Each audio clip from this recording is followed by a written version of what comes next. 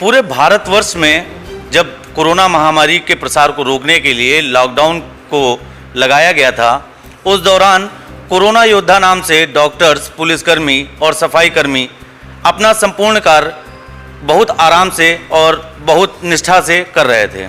लेकिन इसी दौरान एक ऐसा वर्ग था जो ऑफ कैमरा पीछे से रहकर इस लॉकडाउन, इस महामारी के समय में सबसे ज़्यादा मदद कर रहा था। जी हाँ, हम बात कर रहे हैं भारतवर्ष के उन व्यापारियों की जिन्होंने इस महामारी के दौरान बढ़ चढ़कर हिस्सा लिया। इसी के क्रम में हम आज मौजूद हैं जनपद बाराबंकी के आदर्श व्यापार मंडल के अध्यक्ष एवं व्यापारी नेता राजीव गुप्ता बब्बी जी के साथ। आइए इनसे बात करते हैं कि लॉकडाउन के दौरान के समय से अभी तक व्यापारियों के हित में सरकार के द्वारा क्या कदम उठाए गए हैं और व्यापार मंडल के द्वारा व्यापारियों के हित में क्या बातें की गई हैं। राजीव गुप्ता बब्बी जी, आपका द इंडियन न्यू ओपिनियन पे बहुत बहुत स्वागत है। और हम ये पूछना चाहते हैं कि कोरोना के समय में आप लोगों ने बढ़ चढ़कर समाज की सेवा की। हालांकि ये समय एक ऐसा था जब आप लोगों की इनकम बंद थी, लेकिन इसके बाद भी जब सरकार के द्वारा आदेश दिए गए तो आप लोगों ने, व्यापारियों ने दुकान खोलकर एक रिस्क लेकर समाज की सेवा की, उन तक सभी प्रकार के सामान उनको आपूर्ति पहुंचाई। क्या कहना है इस पर आपका? देखिए, सबसे पहले तो द इंडियन ओपिनियन का बहुत बहुत बधाई। आपने आज एक व्यापारी को मौका दिया, व्यापारी बात करने के लिए, तो ये एक बहुत अच्छी बात है, क्योंकि आजकल जो भी देश में चल रहा है और प्रदेश में चल रहा है, व्यापार से संबंधित ही चल रहा है। वो चाहे अच्छाई हो चाहे बुराई हो, सब वही चल रही है। इसके लिए बहुत आपको धन्यवाद। और जहाँ तक कोरोना काल की बात है, हम लोग तो शुरू से लगे रहे। देखिए, कर्म ही पूजा कही जाती है और सेवा भी पूजा ही होती है। तो उसी परिप्रेक्ष्य में हम लोग ने जो सेवा की, कोई दिखाने के भाव से नहीं की। हम लोगों ने सेवा की। हमने देखा कि हमारे प्रदेश के लोग या अन्य प्रदेशों के लोग जो हमारे रास्ते से जा रहे थे, वो चाहे मज़दूर हों, चाहे किसान हों, चाहे फैक्ट्री में कार्यरत हों, वो कहीं ना कहीं व्यापार से जुड़े थे। और एक कारण ये भी था, और दूसरा एक कारण ये था कि वो एक मानवता होती है। मानवता के नाते जो हम लोगों से हो सका, हम लोगों ने उनकी मदद की, चाहे वो पानी हो, चाहे खाने का सामान हो, चाहे चाय हो। और हमारे साथ, मैं अकेला ही नहीं, मेरे साथ में मेरी पूरी टीम थी। और हमारे एक छोटे भाई भी थे जो आजकल चैनल में आ गए हैं, वो भी मेरे साथ थे।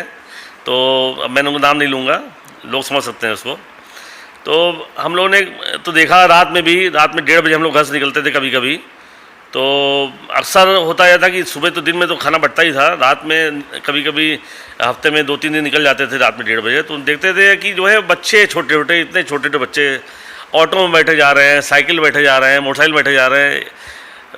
और उस दिन से मेरी थोड़ी अंत से भीतर से एक इच्छा हुई, जब एक रात में 2 बजे एक छोटे से बच्चे ने मुझे देखा, मुझे एकटक देख रहा था मुझे वो चेहरा आज तक नहीं भूला है, बिल्कुल गोल मटोल चेहरा था। वो मुझे एकटक देख रहा था कि ये क्या कर रहे हैं लोग।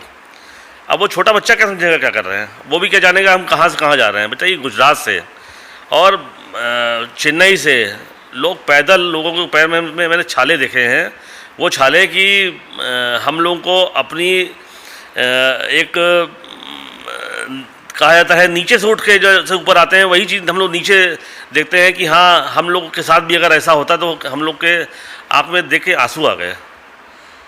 बब्बी जी, ये कहना अतिशयोक्ति नहीं होगा कि जो काम सरकार का था वो समाज सेवी और व्यापारियों ने किए, लेकिन इसी के बावजूद पूरे प्रदेश में व्यापारियों के बीच एक रोष भी व्याप्त रहा कि लॉकडाउन के समय में जो सबसे ज़्यादा उपेक्षित किया गया वो व्यापारी वर्ग ही था।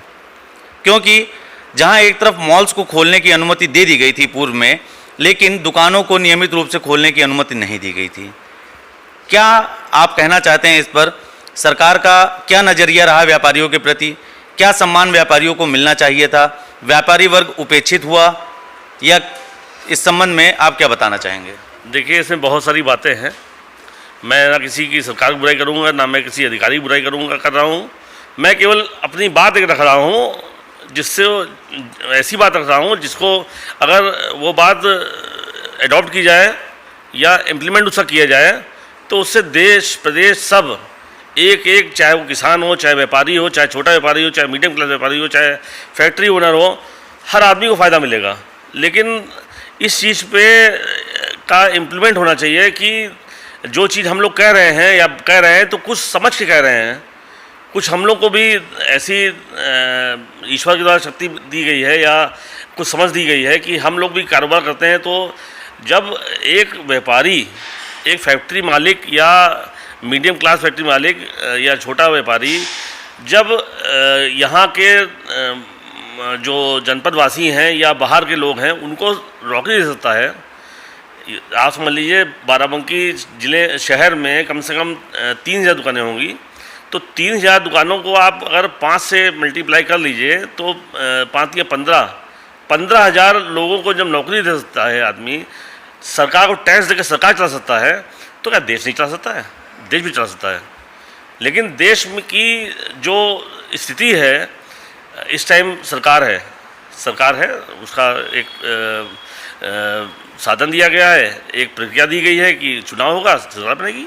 सरकार बनी तो सरकार को भी चाहिए कि अगर उनके पास ऐसा कोई बंदा नहीं है, ऐसा आदमी नहीं है कि जो उनको राय दे सके, ऐसी राय दे सके जिससे देश उन्नति करे, तो उनको पब्लिक में से या व्यापारियों में से कुछ ऐसे आदमी को इंगित करना चाहिए जिससे सलाह लें। वो अगर सलाह नहीं लेंगे तो देश कतई भी नहीं चलेगा। ये आज इस स्थिति पहुंचा है, ये और गलत में चला जाएगा। और जहां तक आपने पूछा मुझसे कि जो है वो देश कैसे बढ़े या कैसे व्यापारियों का व्यापार बंद हुआ या दुकानें कैसे बंद हुई, हाँ देखिए सरकार ने, माननीय प्रधानमंत्री जी हों, मुख्यमंत्री जी हों, उन्होंने सलाह ली अपने अधिकारियों से। ये सलाह अगर कोई व्यापारी देता या व्यापारियों में से कोई समझदार आदमी होता वो देता, तो उसमें दुकान बंद करने का, खोलने का शेड्यूल और जो भी व्यापार अभी भी बंद पड़े हैं उनको चालू करने का कैसा क्या तरीका है वो बताया जाता था। आप देखिए मार्च के महीने में लॉकडाउन लगा था और आज मार्च, अप्रैल, मई, जून, जुलाई, अगस्त, सितंबर 7वां महीना है। अभी तक ना होटल खुल पाए हैं, ना रेस्टोरेंट खुल पाए हैं बड़े, ना ही जो है वो डीजे वालों का काम चालू हुआ है, ना ही टेंट वालों का काम चालू हुआ है, ना ही मैरिज लॉन वालों का काम चालू हुआ है, ना ही मैरिज हॉल वालों का काम चालू हुआ है। इन लोगों ने करोड़ों रुपए बैंकों से ब्याज पे लिया हुआ है। इन लोगों की हालत ये है कि अगर सरकार इस पे ध्यान नहीं देगी तो ये सब आत्महत्या की कगार में पहुंच जाएंगे। ये लोग, ये सपरिवार सुसाइड कर लेंगे। वो इस पोजीशन पे आ गए हैं। सरकार द्वारा राहत दी गई कि अगस्त माह तक जो है बैंक से इंटरेस्ट नहीं मांगा जाएगा, लेकिन कहीं ऐसा नहीं हैगा। कई जगह मांगा गया और प्रेशराइज भी किया गया, इंटरेस्ट भी मांगा गया, बाकायदा नोटिस भेजी गई और कहा भी और प्रेशर भी दिया गया। अभी पूर्व में आपने देखा होगा पिछले माह में लगभग हमारे शहर के 2-3 व्यापारी ऐसे थे जिन्होंने सपरिवार सुसाइड कर लिया। तो आत्महत्या करना, आदमी मजबूरी में आत्महत्या करता है। आदमी अपने बच्चे को मारेगा, बहुत बड़ी बात है। बच्चे को एक चोट लग जाती है तो आदमी एक बार आंख में आंसू निकल आता है। वो कैसे उसको मार रहा है और कैसे अपने को ख़त्म कर रहा है, बहुत बड़ी बात है। अगर ये सही में ये सब आई गई बात हो जाती है, अखबार निकला चला गया। लेकिन अगर इसको सही में सोचिए, अपने ऊपर अगर आप रख के देखिए इस चीज़ को कि एक बच्चे को अगर मैं गला दाब के मार रहा हूँ तो ये अपने समाज की बहुत निम्न स्तर की बात होगी। इसको तो बहुत निंदनीय कार्य है ये। इस पर सरकार को पूरी तरह ध्यान देना चाहिए। और अगर सरकार नहीं ध्यान देगी तो आने वाले दिनों में ये घटनाएं बढ़ेंगी, चोरी बढ़ेगी, छिनैती बढ़ेगी, सब चीज़ें बढ़ेंगी। इसलिए हम लोग कुछ राय देना चाहते हैं सरकार को।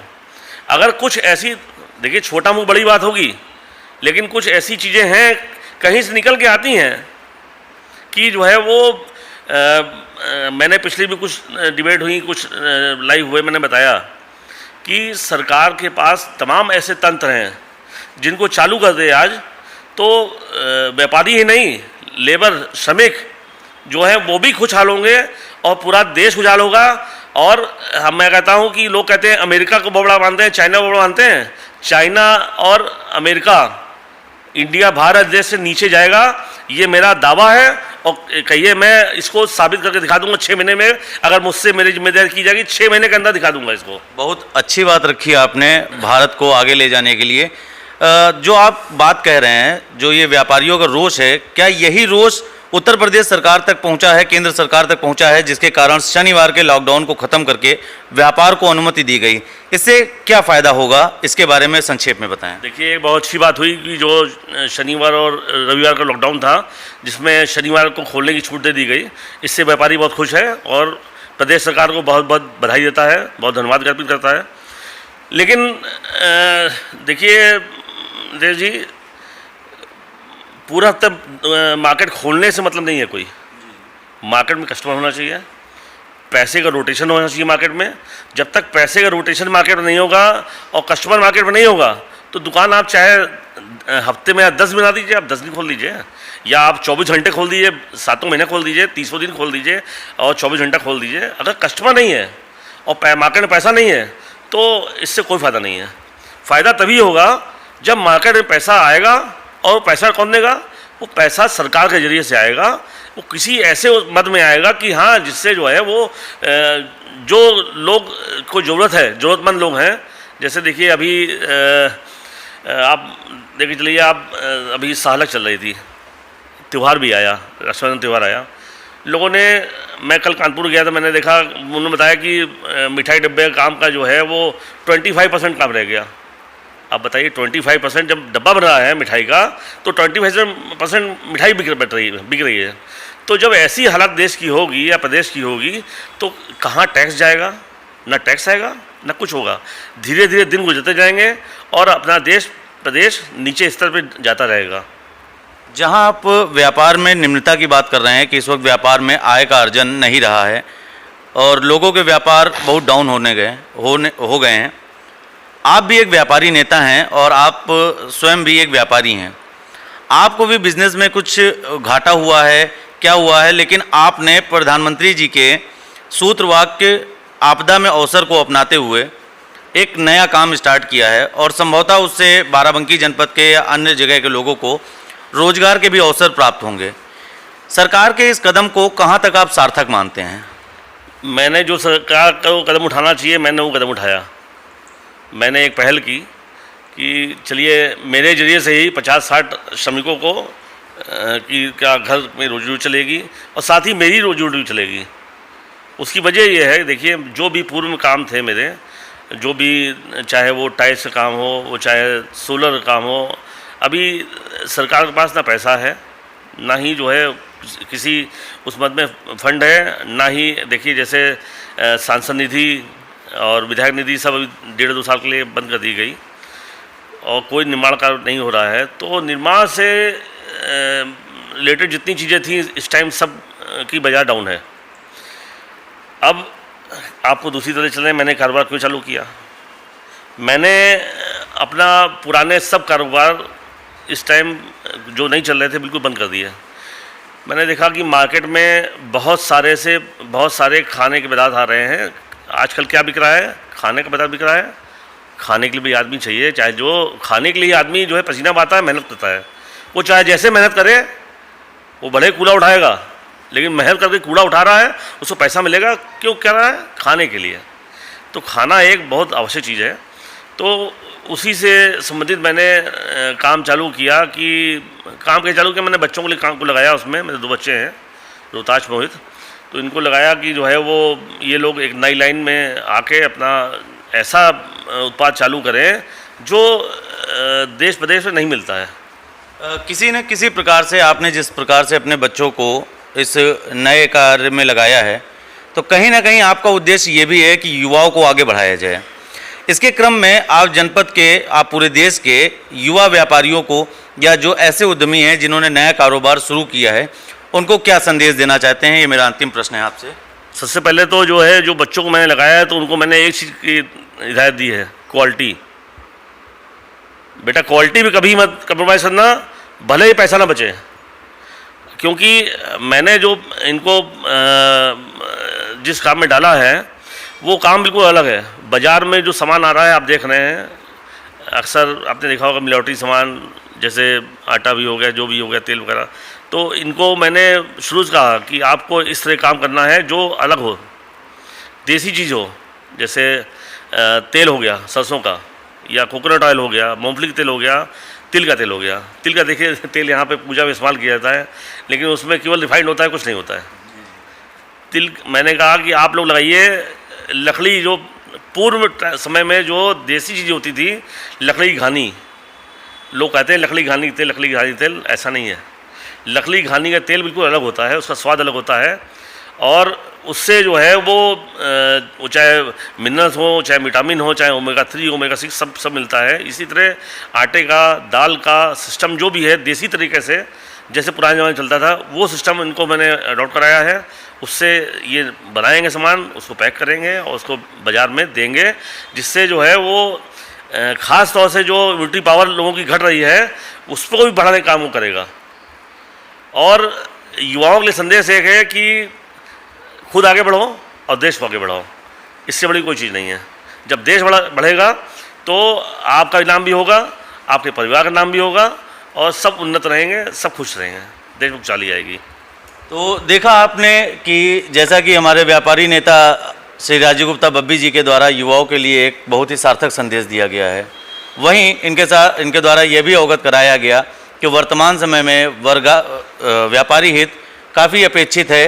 जो सुविधाएं, जो मूलभूत सुविधाएं, जो हक व्यापारियों को मिलना चाहिए था, वो नहीं मिला है। लेकिन फिर भी इनका व्यापार में जब मुनाफा नहीं हुआ, इन्होंने अपने व्यापार को बदलकर आपदा में अवसर को निकालकर अपने नए कार्य की शुरुआत की, जो निश्चित ही एक सार्थक पहल है। द इंडियन ओपिनियन के लिए प्रदीप पांडे के साथ नितेश मिश्रा। अगर आप यह वीडियो फेसबुक पर देख रहे हैं तो हमें लाइक और फॉलो करें। अगर यूट्यूब पर देख रहे हैं तो सब्सक्राइब करें और बेल आइकन प्रेस करें।